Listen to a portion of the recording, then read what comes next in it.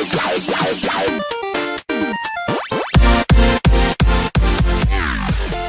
मैं बोलूंगा तो मेरी आवाज आएगी ना। लड़की मैंने अभी तक बोला ही नहीं। अभी मैं बोलना शुरू कर रहा हूँ। अभी आवाज आ रही है आपको? जवेरी अभी आवाज आ रही है आपको? हाँ तो मैं उससे पहले बोल ही नहीं रहा था ना, तो आवाज कैसे आती?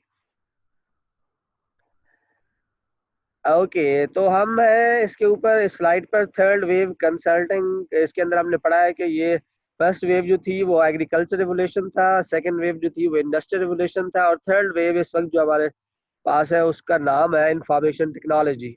तो हम इंफॉर्मेशन टेक्नोलॉजी को भी डायग्नोसिस में देखते हैं कि इंफॉर्मेशन टेक्नोलॉजी जो है वो किस तरह वर्क कर रही है, लेटेस्ट है नहीं है, अकॉर्डिंग टू द कंपनी जो नीड है उसको क्या आपकी इंफॉर्मेशन टेक्नोलॉजी मीट करती है नहीं करती।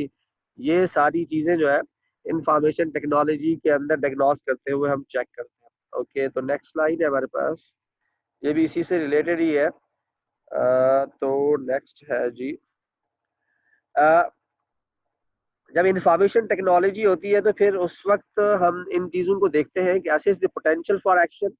ये जो थर्ड वेव है उसका हम ये देखते हैं कि उसकी असेसमेंट करते हैं कि क्या वो जो टेक्नोलॉजी है वो उसके अंदर ये पोटेंशियल है कि ऑर्गेनाइजेशन की जो नीड है उसको मीट कर सके। जो ऑर्गेनाइजेशन एक्शन लेना चाह रही है क्या वो उसको, या वो आगे बढ़ना चाह रही है क्या वो उसको मीट कर सकती है नहीं कर सकती है। क्या पूरा सिस्टम जो है किसी एक रूम के अंदर मौजूद है या नहीं है। एक रूम के अंदर मौजूद ये होने का मतलब ये है कि क्या पूरी ऑर्गेनाइजेशन जो है इंफॉर्मेशन टेक्नोलॉजी के थ्रू हम किसी एक रूम के अंदर या एक जगह पर हम पूरी ऑर्गेनाइजेशन को देख सकते हैं। फॉर एग्जांपल अगर सीईओ देखना चाहे कि हमारी ऑर्गेनाइजेशन कैसे वर्क कर रही है, कौन सा डिपार्टमेंट क्या कर रहा है, तो क्या वो इंफॉर्मेशन टेक्नोलॉजी को इस्तेमाल करके क्या वो उस ऑर्गेनाइजेशन को देख सकता है कि ऑर्गेनाइजेशन कैसे वर्क कर रही है। तो क्या हम इस इन सारी चीज़ों को देखते हुए कि हम ये देखते हैं कि अगर ये सारी चीज़ें मौजूद है तो क्या हम फ्यूचर के ऊपर फोकस है हमारा कि हम इंफॉर्मेशन टेक्नोलॉजी क्योंकि इतना फ्रीक्वेंटली चेंज हो रही है चीज़ें, तो क्या हम फ्यूचर को सामने रखते हुए अपनी टेक्नोलॉजी को अपडेट कर रहे हैं या नहीं कर रहे हैं। जो टास्क है वहाँ पर क्या इस तरह का स्ट्रक्चर हुआ है कि टेक्नोलॉजी जो है उस टेक्नोलॉजी अगर आप उसको चेंज करते हैं या टेक्नोलॉजी जो आपके पास करंट है कि क्या उस टास्क इस तरह के स्ट्रक्चर है कि टेक्नोलॉजी की रिक्वायरमेंट को मीट कर सके। बाज़ दफ़ा ऐसा होता है कि टेक्नोलॉजी जो है आपको अपने स्ट्रक्चर को और अपने टास्क को चेंज करने पर मजबूर कर देती है। तो आप अपने टास्क को और अपने स्ट्रक्चर को, अपनी रिस्पॉन्सिबिलिटीज़ को उस तरह चेंज करते हैं जैसा कि टेक्नोलॉजी की रिक्वायरमेंट होती है। तो ये उसी हवाले से है कि क्या आपने अपने टास्क को ऐसा स्ट्रक्चर किया हुआ है कि टेक्नोलॉजी जो है वो आप आसानी से इम्प्लीमेंट कर सकें या उसे चेंज कर सकें आप। तो ये इन एरियाज़ को आप देखते हैं थर्ड वेव कंसल्टिंग के अंदर। जब थर्ड वेव जो है हम देखते हैं तो उसके अंदर ये चीज़ हम देख रहे हैं। अच्छा जी, अभी तक हम फर्स्ट हिस्से पर थे कि ऑर्गेनाइजेशन डायग्नोसिस कैसे होते हैं। अभी तक हमने पूरे लेक्चर में से प्रोसेस में से सिर्फ एक ही हिस्सा कवर किया है। अभी दो हिस्से हमारे बाकी हैं। तो इन दो हिस्सों को ज़रा मैं थोड़ा स्पीडी जो है वो लेके चलूँगा ताकि अगर कोई आपके सवाल हो तो आप वो मुझसे पूछ सकते हैं। लेकिन मैं अभी थोड़ा-सा क्योंकि टाइम थोड़ा कम है तो हमें थोड़ी स्पीड पकड़नी पड़ेगी। तो ओटी इंटरवेंशंस तो हम ऑलरेडी वैसे पढ़ चुके हैं। तो interventions are the actions taken to produce desired change.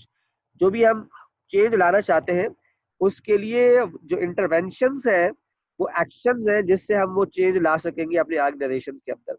तो नीड फॉर ओडी इंटरवेंशन, क्यों ओडी इंटरवेंशन की जरूरत पड़ती है, क्या ऐसी चीजें होती हैं जिसकी वजह से ओडी इंटरवेंशन हमें जरूरी हो जाती है। तो ओडी इंटरवेंशन इसलिए जरूरी होती है क्योंकि अगर कोई इशू है, कोई मसला है, तो उस मसले को सही करने के लिए, उस प्रॉब्लम को सॉल्व करने के लिए हम क्या करते हैं, करेक्टिव एक्शंस लेते हैं कि जो इश्यूज आ रहे हैं, जो प्रॉब्लम आ रहे हैं, उन प्रॉब्लम को हम सॉल्व करें। तो वो प्रॉब्लम के सॉल्यूशंस के लिए हमें ओडी इंटरवेंशन चाहिए होती है। हमें किसी दूसरे सिस्टम को सपोर्ट करनी है या दूसरे डिपार्टमेंट को सपोर्ट करनी है या दूसरी सब्सिडरी को सपोर्ट करनी है, तो उसके लिए अपने जो सिस्टम्स हैं उनको ऐसा बनाना है कि वो उनको आगे बढ़ने में मदद करें। तो इनेबलिंग एक्शंस का मतलब ये है कि आप ग्रोथ की तरफ और आगे बढ़ने में जो है वो आपको जो ओडी इंटरवेंशन है वो आपको उसमें मदद करें,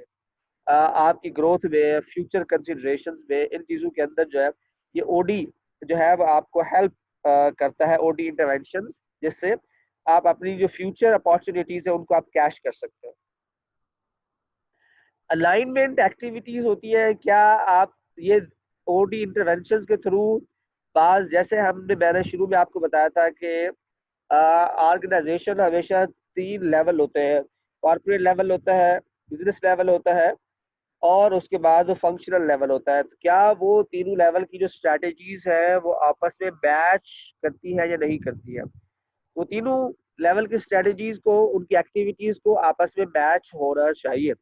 अगर वो मैच नहीं होंगी तो इसका मतलब ये है कि आपने ओडी इंटरवेंशन के थ्रू उन एक्टिविटीज को आपस में मैच करना है। स्पोर्ट न्यू विजन, अगर आपने कोई नया विजन बनाया है अपनी ऑर्गेनाइजेशन का तो उसके लिए डेफिनेटली आपको ऑर्गेनाइजेशन के ओवरऑल स्ट्रक्चर में, ऑर्गेनाइजेशन के ओवरऑल एक्टिविटीज में चेंज लाना होगा। अब उसकी चेंज लाने के लिए आपको ओटी इंटरवेंशन रिक्वायर्ड होगी कि आप वो चेंज कैसे लेकर आएंगे जो कि आप न्यू विजन जो आपने बनाया है उसको सपोर्ट करें, क्योंकि पुराने विजन पर आपके सारे लोग काम कर रहे हैं, उसके ऊपर चल रहे हैं और वो ये समझते हैं कि वही सबसे बेहतर है। अब आपकी ऑर्गेनाइजेशन एक नए विजन की तरफ चली रही है, तो अब आपको लोगों को उस नए विजन की तरफ जो है वो चेंज करना होगा, उनके माइंडसेट को नए विजन की तरफ लेकर जाना होगा। इसलिए आपको जो है अपने लोगों को ट्रेन करने करके नए विजन की तरफ जो है करना होगा। इसके लिए ओडी इंटरवेंशन चाहिए होती है। तो ओडी इंटरवेंशन की नीड क्यों होती है? किसी प्रॉब्लम को सही करने के लिए, ऑर्गेनाइजेशन के अंदर ग्रोथ लाने के लिए, उसके अंदर जो है अपॉर्चुनिटी को कैश करने के लिए, एक्टिविटीज जो होती है उनको आपस में अलाइन करने के लिए ओडी इंटरवेंशन चाहिए होती है। और अगर आपने कोई नया विजन जो है वो क्रिएट किया तो उस नया विजन के लिए जो है वो हमें ओडी इंटरवेंशन चाहिए होती है। ठीक है जी, कोई सवाल है तो पूछिए जी, मैं आगे बढ़ रहा हूँ। लिखिए यहाँ पर स्लाइड से रिलेटेड कोई क्वेश्चन हो तो आप इसमें लिख सकते हैं अपनी चैट रूम के अंदर, और वरना मैं नेक्स्ट स्लाइड की तरफ बढ़ रहा हूँ। तो आपके पास 10 सेकंड है, अगर किसी को सवाल है तो यहाँ लिख दे। अगर किसी का कोई सवाल नहीं है तो मैं नेक्स्ट स्लाइड की तरफ बढ़ रहा हूँ।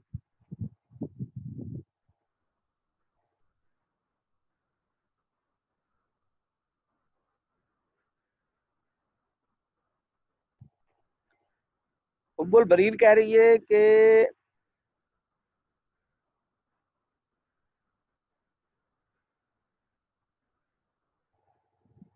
उम्मुल बरीन ये कह रही है कि अलाइनमेंट क्या होता है जी? अलाइनमेंट का मतलब होता है कि ये जो एक्टिविटी ऑर्गेनाइजेशन के अंदर होती है, मैंने आपको बताया है कि फंक्शनल लेवल की जो एक्टिविटी है वो बिजनेस लेवल एक्टिविटी से मैच होनी चाहिए, और जो बिजनेस लेवल की एक्टिविटी है वो कॉर्पोरेट लेवल की एक्टिविटी से मैच होनी चाहिए। तो ये जो 3 लेवल की स्ट्रेटेजीज है, कॉर्पोरेट, बिजनेस और फंक्शनल, ये तीनों आपस में मैच होनी चाहिए स्ट्रेटेजीज।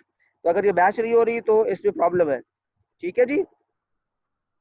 ओके, करेक्टिव एक्शन का मतलब होता है जवेरिया के,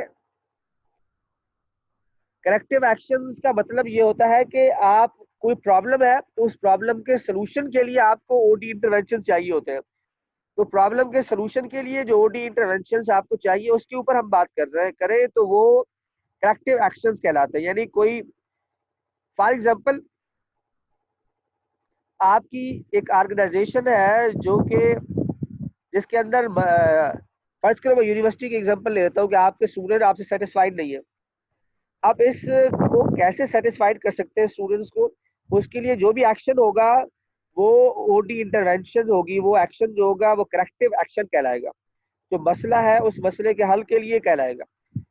ये तो एक है। दूसरा ये है कि आप चाहते हैं कि आपकी जो ऑर्गेनाइजेशन है उसके और कैंपसेस होने चाहिए, और कैंपसेस का मतलब है आप ऑर्गेनाइजेशन की ग्रोथ की बात कर रहे हैं। तो ग्रोथ से मुराद ये है कि आप जो है इनेबलिंग एक्शन कर रहे हैं। तो आप ग्रोथ में के लिए आप जो है ये ओटी इंटरवेंशन आपकी ऑर्गेनाइजेशन को सपोर्ट करेगी, जिससे आप नए जो फंक्शंस है या नए जो यूनिट है उसको आप जो है बिल्ड कर सकेंगे, उसको आप ओपन कर सकेंगे। ठीक है जी। आगे बढ़ते हैं जी।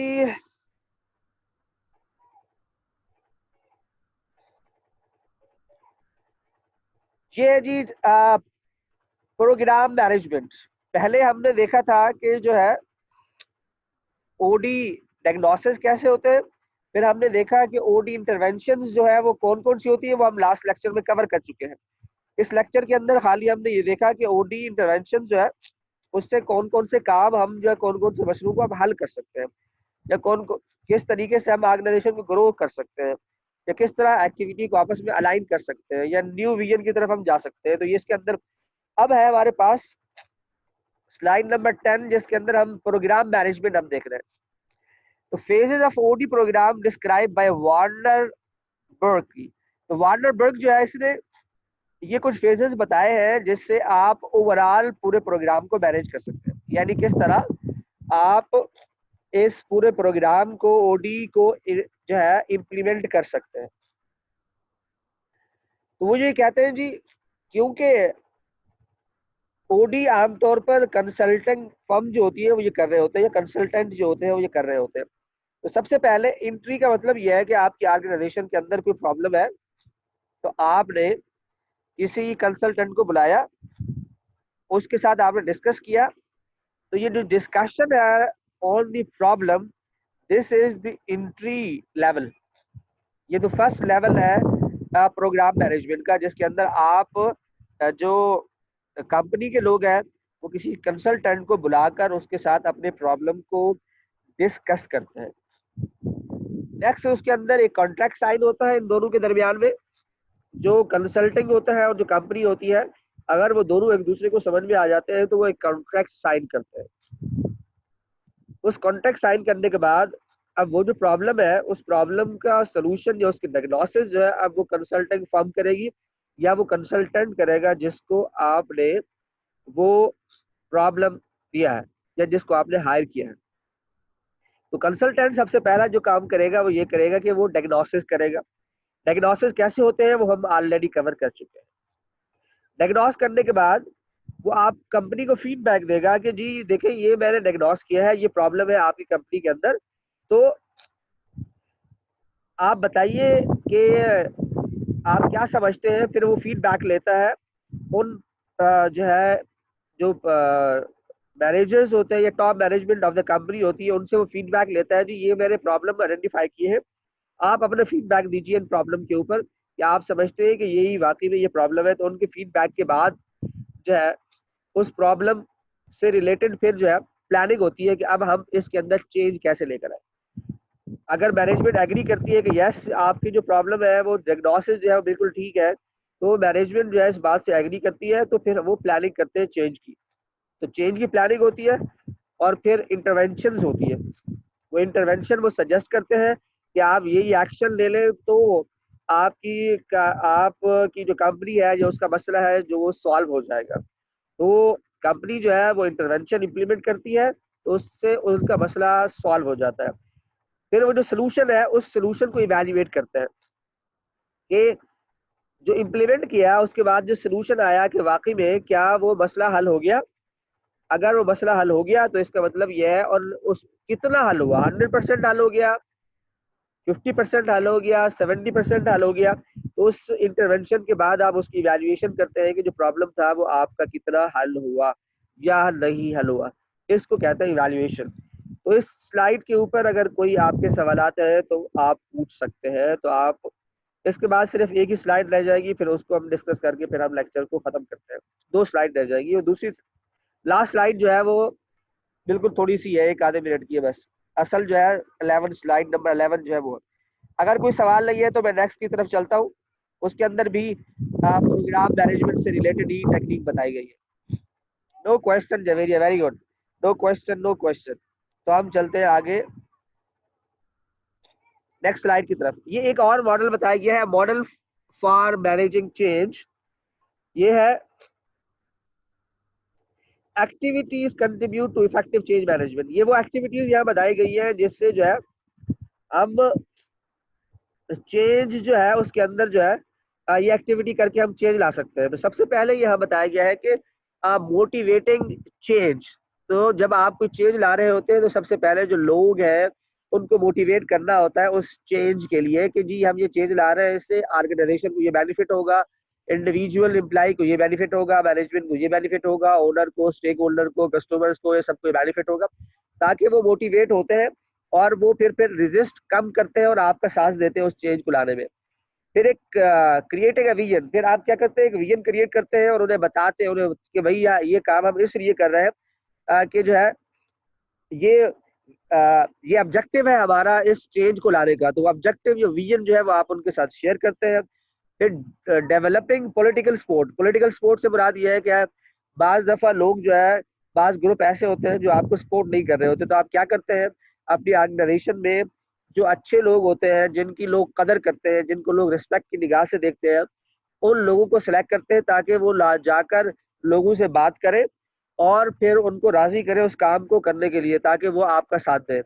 मैनेजिंग द ट्रांजेक्शन, फिर आप एक्चुअली जो है आप चेंज लेकर आते हैं और उस चेंज के अंदर जो है जो ट्रांजिशन पीरियड होता है कि एक सिस्टम से दूसरे सिस्टम की तरफ आप ले जा रहे होते हैं, उस सिस्टम को, उस ट्रांजेक्शन को मैनेज करना इज वेरी इंपॉर्टेंट। आप अगर देखिए, अगर कोई आप में से किसी ऑर्गेनाइजेशन में कोई काम करता है, तो जब कोई नया सिस्टम आता है तो वो जो ट्रांजिशन पीरियड होता है एक सिस्टम से दूसरे सिस्टम में जाने का या मैनुअल से किसी आईटी इंफॉर्मेशन टेक्नोलॉजी में जाने का, वो बहुत ही हेक्टिक होता है और उसको मैनेज करना it will be very difficult. तो आप आमतौर पे क्या चला रहे होते हैं, मैनुअल भी साथ चला रहे होते हैं और फिर ट्रांजेक्शन भी कर रहे होते हैं।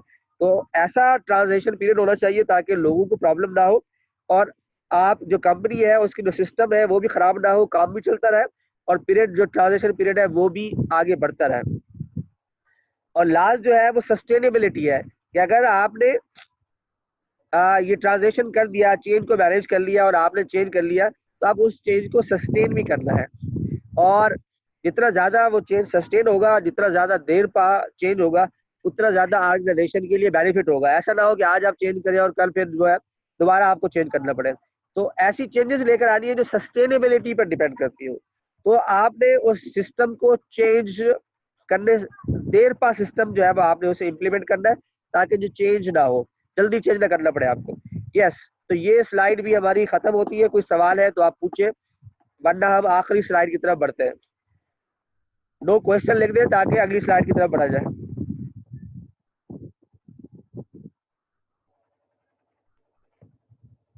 ओके मरियम, आज हमने नो क्वेश्चन लिख दिया। सानिया सईद ने लिखा है कि पॉलिटिकल स्पोर्ट जो है वन क्वेश्चन। महरीन ने भी लिख दिया है। ओके, पूछे पहला सवाल होगा पॉलिटिकल स्पोर्ट। रिपीट कर देता हूँ। पॉलिटिकल स्पोर्ट से मुराद ये है कि जब ऑर्गेनाइजेशन के अंदर लोग आपके नए चेंज को सपोर्ट ना कर रहे हो तो आप क्या करते हैं, अपनी एक टीम डेवलप करते हैं जिस जो कि पॉलिटिकली फिर लोगों के पास जाती है और डायरेक्ट अगर आप बात करें तो आपकी बात नहीं मानते हैं, तो फिर पॉलिटिकली अपनी एक टीम तैयार करते हैं जिससे लोग जाकर उनको बताते हैं जी आपको ये बेनिफिट मिलेंगे, आप ये काम कर लें। तो वो ऐसे लोग होते हैं जिनको लोग वहाँ पसंद करते हैं ऑर्गेनाइजेशन के अंदर, तो आप अपनी टीम में ऐसे लोगों को शामिल करते हैं ताकि वो लोगों के पास फिर जाते हैं और लोगों को एग्री कराते हैं। ओके जी, मोटिवेटिंग चेंज का मतलब ये है कि जो लोग हैं उन लोगों को सबसे पहले चेंज के लिए मोटिवेट करना है महरीन, कि वो इस बात में राजी हो जाए कि जो चेंज है वो उनके लिए बहुत ही ज़्यादा ज़रूरी है। तो उनको ये पावर कराना है कि जो चेंज हम ला रहे हैं ये आपके लिए, इंडिविजुअल के लिए, एम्प्लॉय के लिए बहुत ज़रूरी है। अगर ये चेंज नहीं आया तो वो एम्प्लॉय ग्रो नहीं कर सकेंगे आगे या उनकी ऑर्गेनाइजेशन ग्रो नहीं कर सकेगी। That's it.